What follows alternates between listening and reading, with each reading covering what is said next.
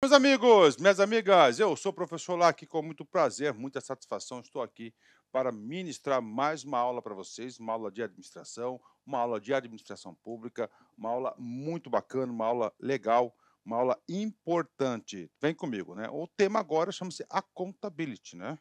Ah, professor, já vi esse cara? Sim, já vi esse cara, né? Cara, eu confesso para vocês que é a primeira vez, tá? Que eu tomei conhecimento desse assunto chamado accountability, né, foi na minha especialização que eu realizei lá no UFMT, ok?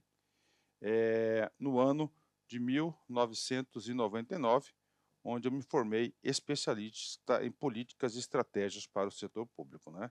E aí fazendo uma saudação aí o grande mestre Antônio Ricardo de Souza, meu professor maravilhoso, fantástico, né? Ele que me trouxe para essa área pública aí. Então aí lá eu vou tentar aí lembrar, né?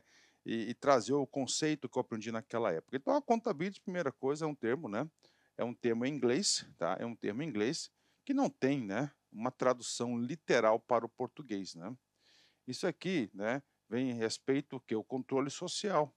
O controle sobre a administração pública, tá? Brasil, a administração pública. Então, na década de 90, né, o Brasil estava lá no plano diretor reforma do aparelho do Estado, estava passando por várias transformações importantíssimas que foram fundamentais para a recuperação econômica, industrial, né, do Brasil, cara, muito financeira do Brasil, né? Então é o seguinte, você tem que entender que a contabilidade é um termo em inglês que não tem tradução específica para o português. Você tem que entender que a contabilidade vem da ideia principal de, ó, dever, tá? Dever de prestar contas, tá? E esse dever de prestar contas, né? Esse dever de prestar contas não é somente a contas formais. As contas formais, as contas de contabilidade, de licitação, de controle de orçamento, é além disso. Né? O dever de prestar contas, inclusive em relação à sociedade, inclusive na efetividade das políticas públicas. Por exemplo, um exemplo que eu gosto de utilizar isso já há muito tempo é o seguinte: vai lá, a administração pública vai lá e constrói uma ponte ligando dois pontos, né? Uma ponte, né? A ponte ela foi super eficiente, eficaz, né? Ou seja, fez mais com menos, não teve nenhum problema de corrupção, tudo certinho, tudo conforme o orçamento, tudo, nada. Só que é o seguinte, tá, essa ponte é uma daquelas pontes no Brasil que liga lugar nenhum a nada, lugar nenhum a nada. Ou seja, baixa efetividade. Então a sociedade também cobra isso. Tá? Então é a sociedade, né, não somente os órgãos públicos, né, a sociedade ele cobra dos órgãos públicos, cobra dos governantes o quê? Essa intenção da política também. Tá? Então é o controle social, é um controle social, então está relacionada ao dever de prestar conta das intenções da administração pública. Tá? Então é o seguinte, outra coisa, por que isso, cara? Porque a administração pública nada mais é do que? A administração pública nada mais é o quê? Que é a representação do povo, né? Só existe para atender o povo. Bacana? Fechou? Então vamos lá, né? Aula curta, aula rápida, a aula que eu adoro esse assunto, né? Então o conceito de accountability, né? Vem comigo, né? Ou responsabilização. Beleza, eu esqueci de falar, né? Ou responsabilização. É central para a compreensão da governança e da administração pública, né? Aí nós temos outro termo, né, que vem muito, né, ó, governança, né, e governabilidade. Então você tem outro termo aqui, também surgiu muito aqui no Brasil a partir da década de 90, principalmente lá com o presidente da República, que foi um presidente, claro que não existe pessoas perfeitas, mas foi um ótimo presidente, Fernando Henrique Cardoso, né? Então é o seguinte, tá? Então o que acontece aqui? A contabilidade, isso aqui eu estou te treinando, tá? Para você acertar as questões de concurso. Então, provavelmente, eu sei porque sempre faço uma pesquisa detalhada de perguntas, né, de questões, né? Ela vai estar relacionada, né, ao assunto governabilidade, o gover, tá? Na habilidade, tá? E governança, tá? Tá? Governabilidade e governança, né? Que são coisas completamente diferentes, né? governabilidade, capacidade de governo. Ele consegue, né, governar. E hoje em dia, né, por exemplo, né, hoje no Brasil, hoje nós temos aí quem que dá governabilidade para o poder executivo. Isso não só de hoje. Isso foi o que desde lá, né, de 1900, desde a década de 90, né, com o Fernando Henrique Cardoso, né, ele falava que tinha que aumentar a sua capacidade de governabilidade. O que é isso? Cara, por exemplo, hoje quem dá a governabilidade do Brasil é o Congresso Nacional. Tá? O Congresso Nacional, porque ali é a casa do povo. E ali é a casa do povo, a representação do povo. Tá? E claro, você fazendo uma analogia, você vai para os estados e municípios, estados, as câmaras dos deputados estaduais, dos municípios, as suas respectivas câmaras.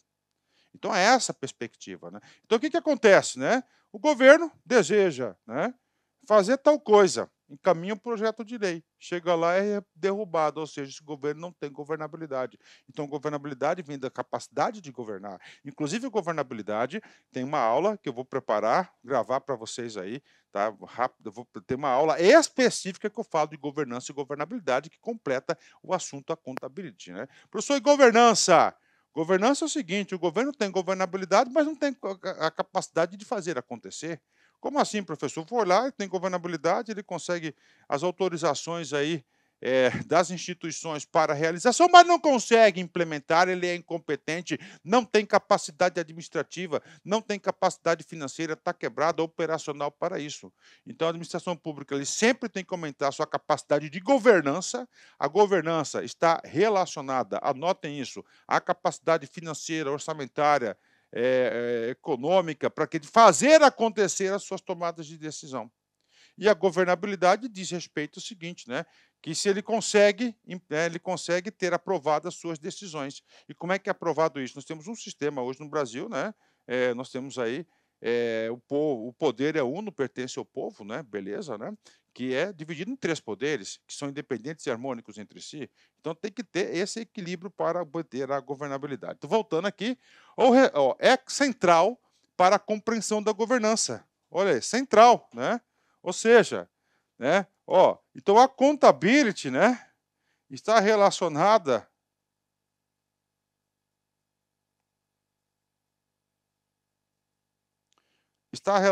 o quê? A governança, a capacidade de governança, né? Aí, e da administração pública, claro, governança, administração pública, né? Bem como da relação entre o Estado e a sociedade civil. Aí, Estado e a sociedade civil, tá? Aqui a sociedade civil. Ele se refere à obrigação dos autores, sejam eles indivíduos ou instituições, né, políticos ou instituições, de prestar contas de suas ações. Tá? Decisões, ações, prestar contas de suas ações. Beleza? Ações. De suas decisões.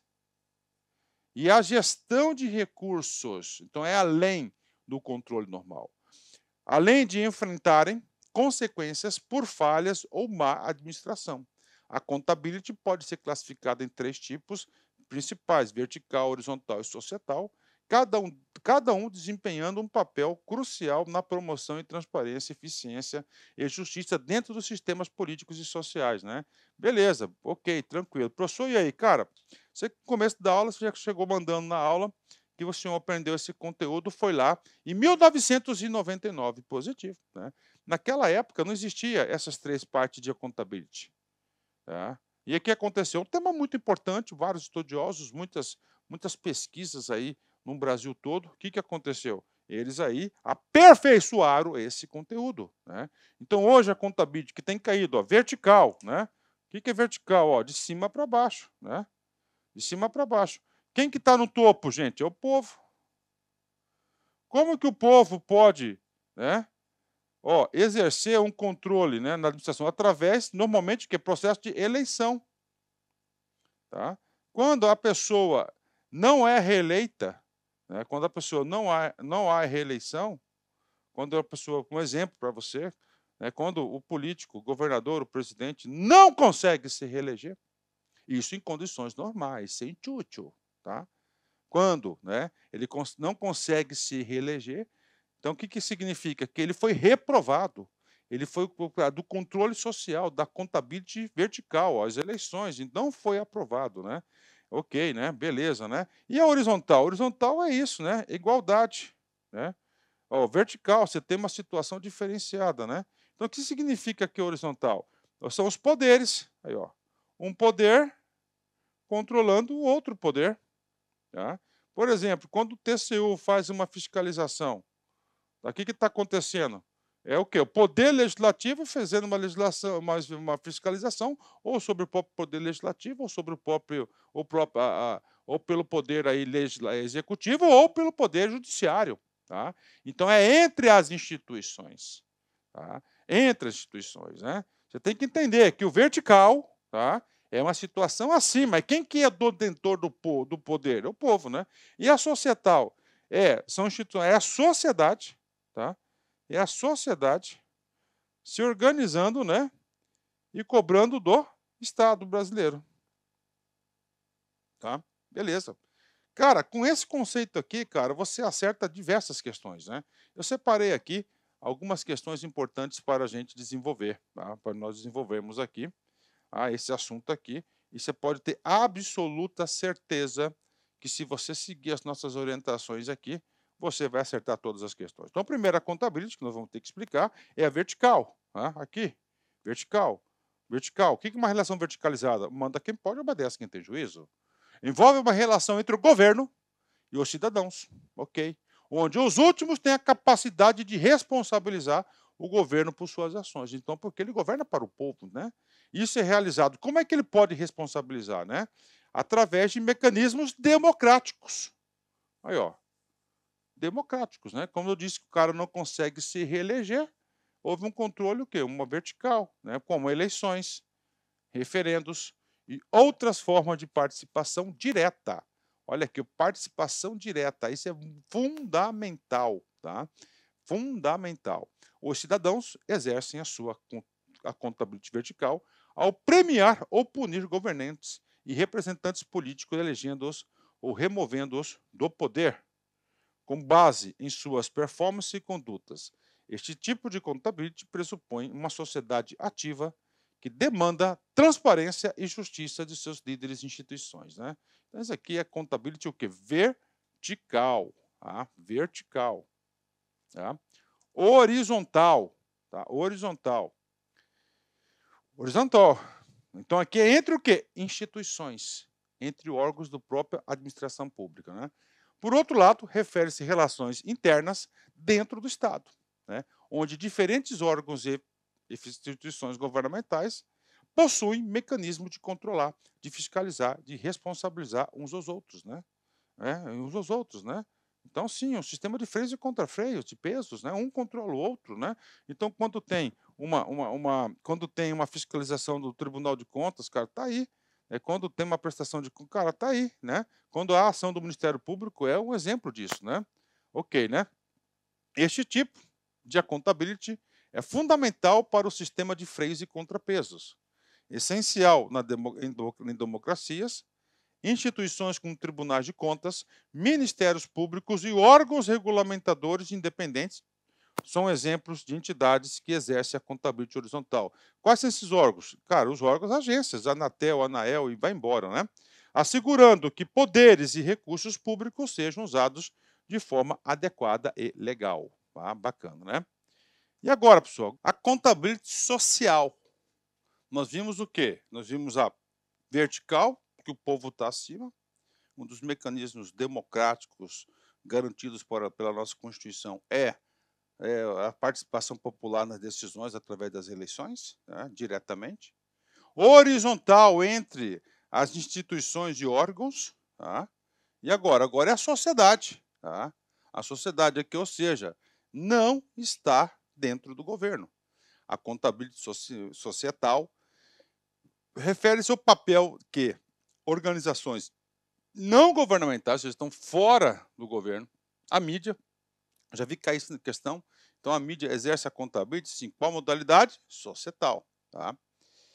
E a sociedade civil desempenho em monitorar, criticar, influenciar as ações do governo e suas instituições, né. Então eles estão ali influenciando, estão metendo pau, estão reclamando, estão solicitando, estão fazendo greve, estão fazendo paralisações, estão fazendo manifestações. É o que? O controle social do povo à administração pública, tá? Ok. Diferente das formas vertical e horizontal, que são mais institucionalizadas, a contabilidade societal manifesta-se através da pressão social, do ativismo, da investigação jornalística e do escrutínio público. Ela é exercida de fora para dentro do sistema político e o governamental, muitas vezes preenchendo lacunas deixadas pelas outras formas de accountability. Pode ser crucial para a exposição de corrupção, abuso de poder e outras falhas governamentais, né? Então, isso aqui é a contabilidade social, né? Na qual, na minha opinião, o nosso país, Brasil, né? Nós temos que desenvolver muito mais isso, esse controle social aí sobre a administração pública, né? Opa, hoje eu vejo que esse assunto aqui, né, é um assunto aí que está muito vinculado, por exemplo, às mídias sociais, né? Com a adoção das mídias sociais, você pode ter absoluta certeza que aconteceu o seguinte: aumentou e muito o controle social, tá? A contabilidade societal frente à administração pública, tá?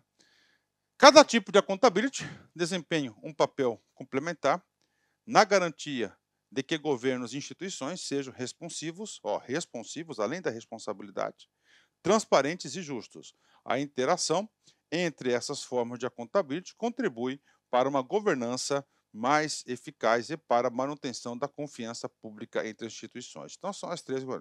Bom, beleza. Isso agora são os exercícios, né? São os exercícios aqui. Agora são os exercícios, né?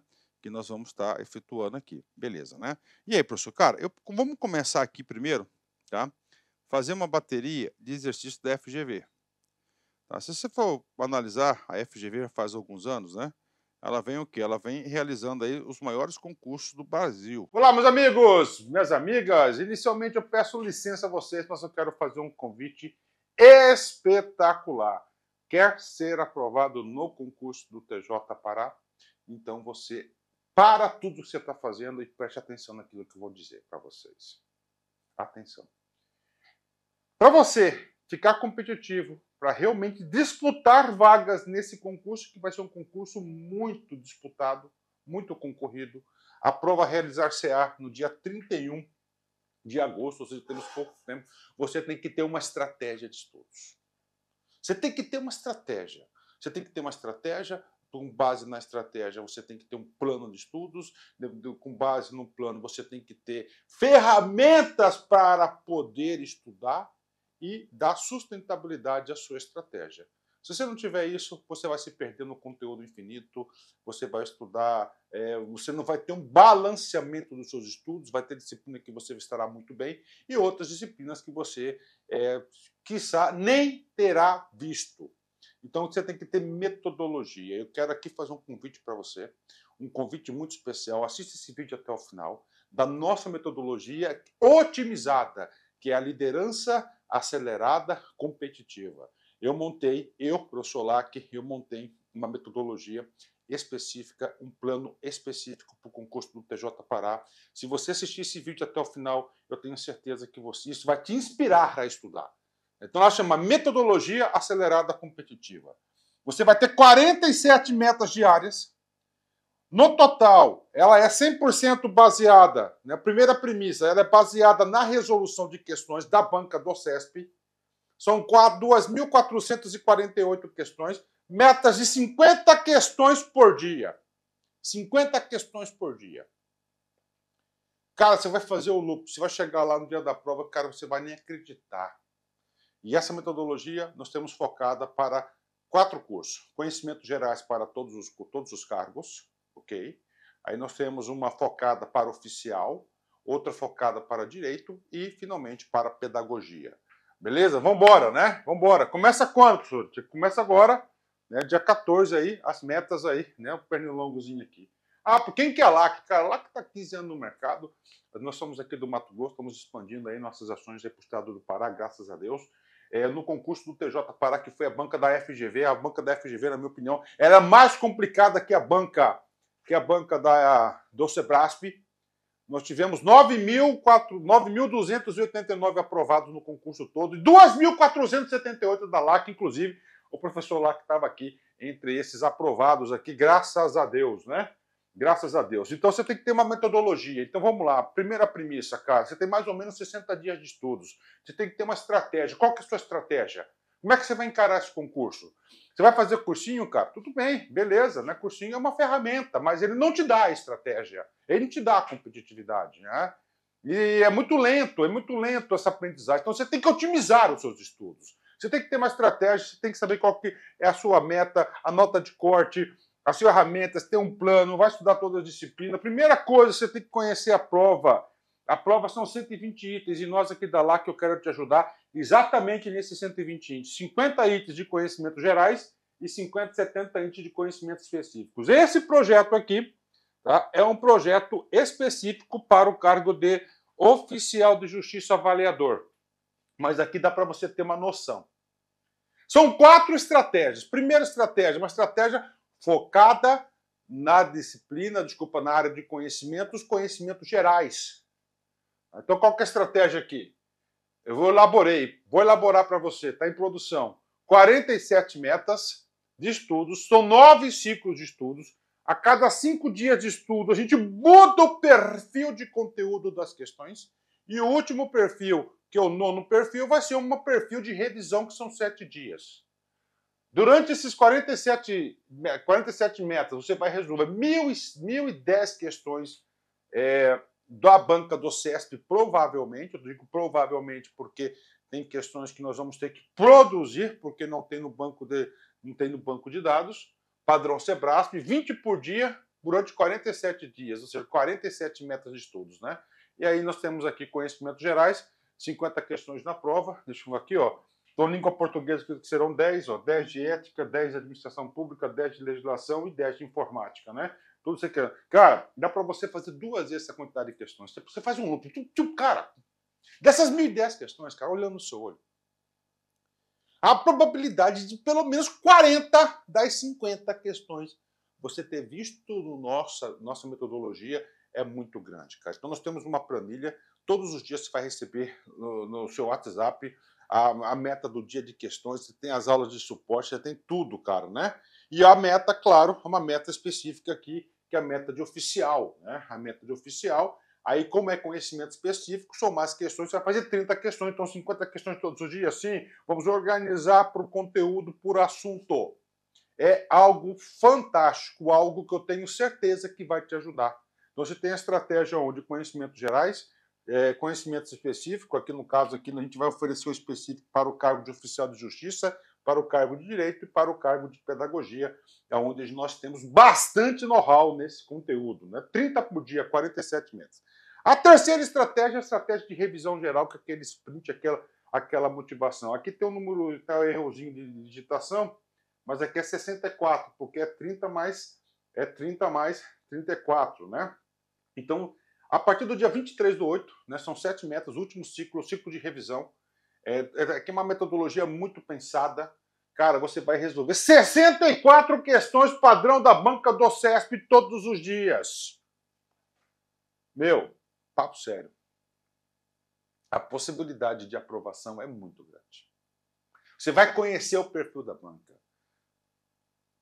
90% das questões de concurso, elas se repetem. Menos de 10% são questões inéditas. Menos de 10% são questões inéditas.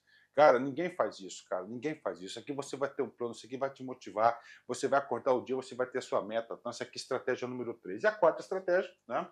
A quarta estratégia, antes da quarta estratégia, quais são os valores que nós estamos trazendo para vocês aqui, ó? Utilizamos todas as questões possíveis da banca do Sebrasp, da banca do CESP. Por quê, professor? Porque tem questões inéditas que a gente vai ter que fazer. As questões foram estratificadas por assunto.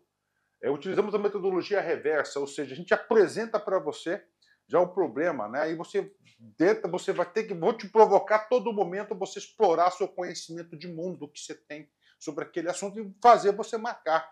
que acontece? Cada questão vai ter o quê? Vai ter um gabarito. Quase todas as questões têm um comentário. Esse comentário é importante. Você lê o comentário, o conhecimento necessário o suficiente que você tinha que ter tido. Para quê? Para fazer aquela questão. Então, o conhecimento ele é acumulativo. Essa metodologia, a metodologia reversa, você tem que entender que a aprendizagem ela é acumulativa, além de acumulativa, a aprendizagem ela é integrativa. Tá? As 10 primeiras metas de estudo já estão disponíveis no site. A partir do dia 1º, o aluno já pode antecipar as metas diárias e refazer quantas vezes desejar. E iremos atualizar um ranking, né, dos nossos alunos todos os dias, às 9 horas. É um compromisso nosso aí que nós vamos tentar o máximo possível cumprir. E o aluno receberá as metas via WhatsApp, né? E, finalmente, a última quarta meta, que é a meta de videoaula. Você acabou de assistir uma aula nossa aqui do YouTube, tá? Nós temos aí diversos. Por que não fazendo isso? Porque a gente percebeu que somente videoaula não está dando certo. Hoje em dia, o aluno, para ser aprovado em concurso, ele tem que trazer algo a mais. E pouquíssimas escolas, né, de cursinho têm um projeto pedagógico tão afinado, tão alinhado com a realidade do aluno. Por que tem, cara? Eu quero falar, mas eu tenho que falar da minha pessoa. Eu, professor Lacson, concursando professor, concursando profissional, gosto mais da palavra concurseiro, né? Ano passado, eu fui submetido a 11 aprovações. Esse ano já tenho duas em primeiro lugar, inclusive, ainda passei no concurso da EBSER, né? Foi a banca FGV.